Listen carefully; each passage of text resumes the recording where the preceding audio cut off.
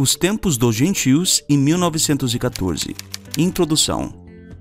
As Testemunhas de Jeová acreditam e ensinam que em 1914 Jesus começou a reinar nos céus e que as profecias de Jesus registradas em Mateus 24 e Lucas 21, tais como as guerras, a falta de alimentos e as doenças, começaram a se cumprir. Não há dúvidas de que a época de 1914 como que dividiu a humanidade em antes e depois. O historiador Andrew Roberts declarou, abre aspas, se não tivesse existido a Primeira Guerra Mundial, não teria existido nenhuma Revolução Russa, nenhuma Segunda Guerra Mundial, nenhum Holocausto, nenhuma Guerra Fria, e isso nem ao menos leva em conta os milhões que morreram na própria guerra. Fecha aspas. 16 milhões de pessoas morreram. Após o término das guerras napoleônicas, em 1815, a Europa presenciava um crescimento econômico jamais visto até então, em vista da Revolução Industrial. O futuro da civilização jamais parecera tão promissor. No entanto, com o irrompimento da Primeira Guerra Mundial, as esperanças foram destruídas. O arquiduque Franz Ferdinand, herdeiro do trono da Áustria-Hungria, foi assassinado por um sérvio. A Alemanha ofereceu apoio à Áustria-Hungria, que declarou guerra à Sérvia, e a Sérvia recebeu apoio da Rússia. Em um curto tempo, praticamente o mundo inteiro estava envolvido. O principal pilar da guerra era, sem dúvida alguma, a Alemanha. Tudo se resumia aos planos de um único homem, Kaiser Wilhelm II. O imperador da Alemanha era um homem perverso. Em 1914, ele já acreditava que a Alemanha deveria dominar não apenas a Europa, mas o mundo inteiro. Então a Alemanha atacou a França, mas a Inglaterra se uniu à França e resistiram ao ataque. Se os planos de Kaiser Wilhelm II tivessem dado certo, a Alemanha poderia ter dominado o mundo inteiro. Mesmo que você não seja testemunha de Jeová, você deve admitir que o ano de 1914 é singular na história da humanidade e que a primeira metade do século XX é precisamente o que alguém aguardaria da profecia de Jesus em Mateus 24. Jesus ensinou que aquilo que ele chamou de o tempo das nações, ou o tempo dos gentios, teria fim em algum momento na cronologia humana. Esta série será composta de vários vídeos que lhe darão certeza de que o tempo dos gentios, junto com a entronização de Jesus Cristo nos céus, é um ensino puramente bíblico que se cumpriu na primeira metade do século XX. Ao estudarmos a respeito dos tempos dos gentios e do ano de 1914, muitas passagens das Escrituras passam a fazer muito mais sentido e a ter um significado muito mais profundo do que se possa imaginar. Quando esteve na Terra, Jesus passou por muitas coisas e sofreu muito. Todas essas coisas estão relacionadas com o ano de 1914 e com os tempos dos gentios, e será fascinante analisá-las nessa série de vídeos. Você sabia, por exemplo, que tanto o ano de 1914 quanto os tempos dos gentios estão relacionados com o fato de Jesus ter sido procurado, pressionado, tentado por Satanás, interrogado, ter sofrido zombaria, tentativa de homicídio e, por fim, ter sido executado quando esteve na Terra? Vamos entender melhor essa história compreendendo o contexto em que os judeus se encontravam no território de Israel no primeiro século. Jerusalém era a capital da nação judaica. Em Mateus capítulo 5, versículo 35, no famoso Sermão do Monte, Jesus, numa clara alusão ao Salmo 48:2, referiu-se à cidade de Jerusalém como sendo a cidade do grande rei. De acordo com Malaquias 1,14, esse grande rei é Jeová. Mas o que significa isso? Significa que o grande rei Jeová reinava a partir da cidade de Jerusalém. Por isso ela era também conhecida como o trono de Jeová, segundo diz Jeremias 3,17. Jeová reinava em Jerusalém por meio de homens, que ele mesmo escolhia ou ungia. Um desses reis foi Davi, conforme lemos em 2 de Samuel 5, 4 e 5. Da idade de 30 anos era Davi quando começou a reinar, e reinou 40 anos. Em Hebrom, reinou sobre Judá 7 anos e 6 meses. Em Jerusalém, reinou 33 anos sobre todo o Israel e Judá. Com o rei Davi, Jeová fez um pacto que está registrado em 2 de Samuel, capítulo 7, versículos 12, 16 e 17. Quando teus dias se cumprirem e descansares com teus pais, então farei levantar depois de ti o teu descendente, que procederá de ti, e estabelecerei o seu reino. Porém, a tua casa e o teu reino serão firmados para sempre diante de ti. Teu trono será estabelecido para sempre. Assim falou Natã a Davi. Em outras palavras, Jeová prometeu que a linhagem ou descendência real de Davi reinaria em Jerusalém em nome de Jeová para sempre. Por isso, quando Davi morreu, seu filho Salomão assentou-se no trono de Jeová, como rei em lugar de seu pai Davi, conforme diz 1 de Crônicas 29 e 23. E assim reinou Salomão em Jerusalém sobre todo o Israel, conforme diz 1 de Reis 11:42. Assim, toda a sucessão de reis que reinaram em Jerusalém deveria provir da descendência do rei Davi, passando para seu filho, depois seu neto, seu bisneto, e assim por diante, conforme podemos atestar em 1 de Reis 11:34. Darei uma tribo ao seu filho, a fim de que o meu servo Davi sempre tenha diante de mim um descendente no trono em Jerusalém, a cidade onde eu quis pôr o meu nome. 1 de Reis 15:4 também diz: Mas, por amor a Davi, o Senhor lhe deu uma lâmpada, um filho em Jerusalém, como linhagem e sucessão real, fortalecendo assim Jerusalém.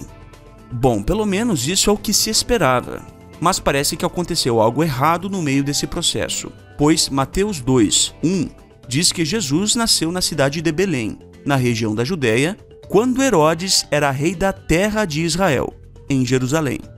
Herodes não era nem descendente real de Davi e tampouco havia sido designado por Jeová para reinar em Jerusalém. Segundo a nota sob Mateus, capítulo 2, versículo 1, na Bíblia Tradução Ecumênica, em meados do primeiro século, Herodes havia sido designado rei em Jerusalém pelo Senado Romano, uma nação gentia, ou seja, os gentios estavam governando em Jerusalém sobre a terra de Israel. E isso já estava acontecendo desde um bom tempo antes do primeiro século.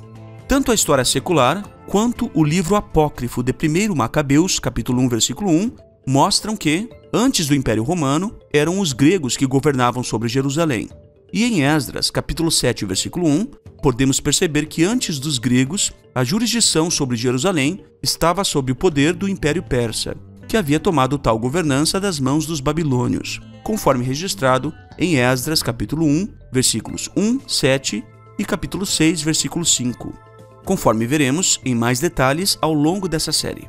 O ponto é que os judeus estavam há muito tempo sem ter um rei designado por Deus sobre a nação de Israel em Jerusalém e aguardavam o Messias, no qual criaram a expectativa que ele se tornaria rei em Jerusalém no lugar desses povos gentios. Agora imagine a cena.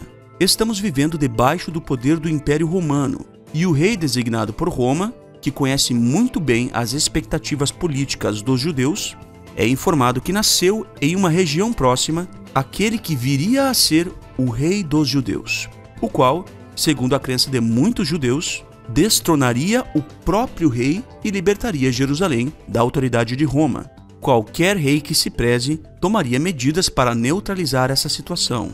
E foi por isso que, de acordo com o capítulo 2 de Mateus, Herodes tentou eliminar Jesus enquanto ele ainda era uma criança, tão logo soube de sua existência.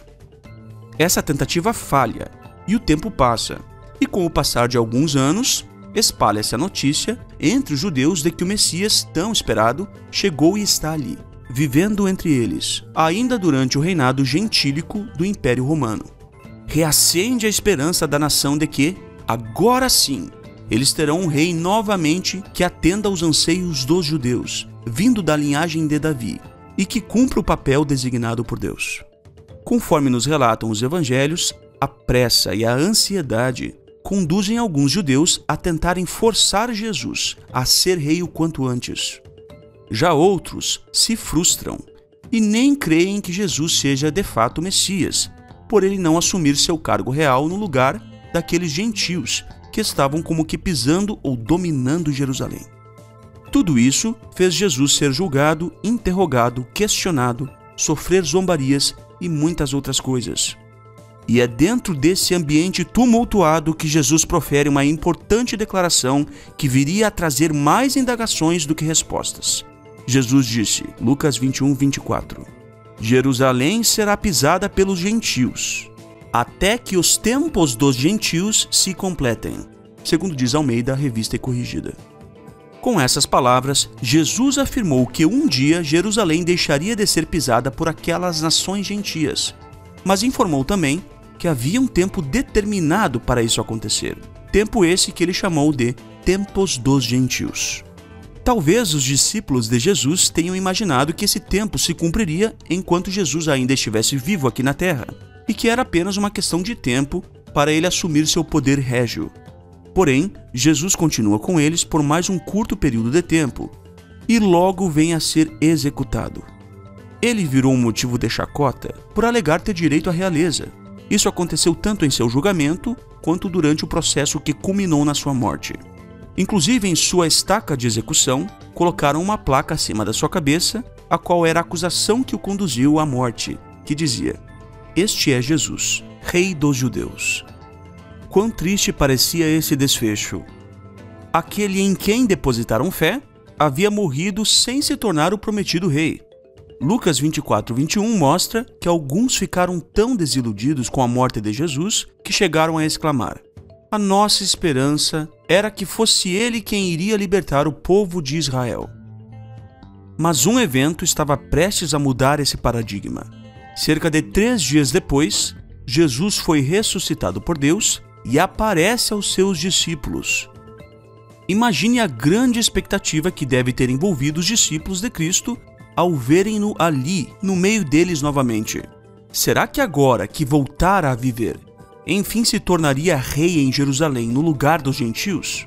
Seus seguidores estavam tão ansiosos com isso que foi uma das primeiras perguntas que fizeram a ele depois de sua ressurreição. Atos capítulo 1, versículo 6. É agora que o Senhor vai restaurar o reino para o povo de Israel? É como se os discípulos estivessem perguntando para Jesus: acabaram os tempos dos gentios e o Senhor começará a reinar sobre Israel em Jerusalém agora? Mas a resposta de Jesus mostrou que eles tinham criado uma expectativa equivocada sobre esse tempo. Jesus respondeu, Atos capítulo 1, versículo 7.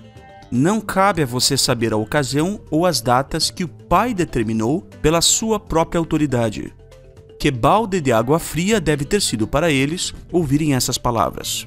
Com essa resposta, Jesus estava dizendo que não competia a eles saberem que data findaria os tempos dos gentios.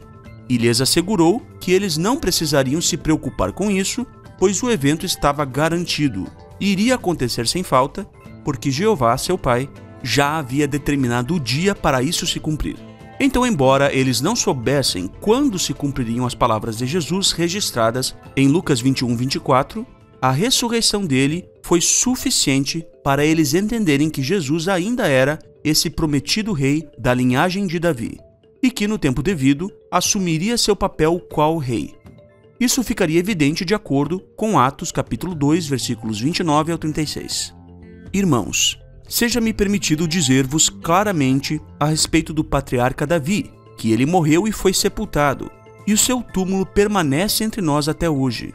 Sendo, pois, profeta, e sabendo que Deus lhe havia jurado que um dos seus descendentes se assentaria no seu trono, prevendo isso, referiu-se à ressurreição de Cristo, que nem foi deixado na morte, nem o seu corpo experimentou corrupção.